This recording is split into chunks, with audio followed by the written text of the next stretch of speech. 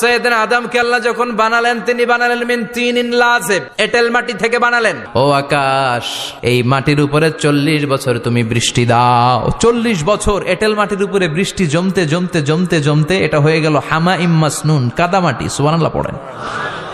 কাদামাটি থেকে গেল 40 বছর। কাদামাটি থেকে আল্লাহ সৈয়দনা আদম আলাইহিস সালামের ডাইস বানালেন। তারপরে আল্লাহ সূর্যরে বললেন, ইয়া শামসু হাররিকি আলাইহি 40 ইয়াউমা, ও সূর্য এবার আদমের কায়ার উপরে, মূর্তির উপরে তুমি 40 বছর সূর্যের আলো দাও। ইসলামিক লাইফ, জীবন গড়ুন কোরআন সুন্নাহর আলোকে।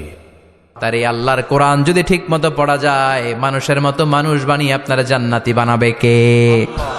তার মানে এই কোরআন পড়লে মানুষের মতো মানুষ হওয়া যায়। চিল্লায় বলেন, কি হওয়া যায়?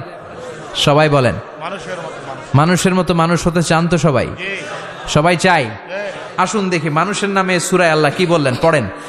আউযু বিল্লাহি মিনাশ শাইতানির রাজিম, বিসমিল্লাহির রহমানির রহিম। হাল আতা আলাল الإنسان حين من الدهر لم يكن شيئا مذكورا।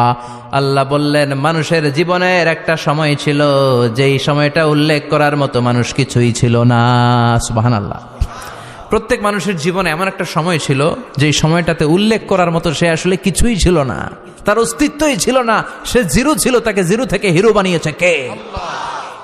হাল আতা আলাল ইনসান, এই হাল হচ্ছে ইস্তেফাম তাকরিরি, বিমানা কাদ আতা আলাল ইনসান। অবশ্যই অবশ্যই মানুষের জীবনে এমন একটা সময় এসেছে, লাম ইয়াকুন শাইআম মাযকুরা, উল্লেখ করার মতো সে কিছুই ছিল না। কার কথা?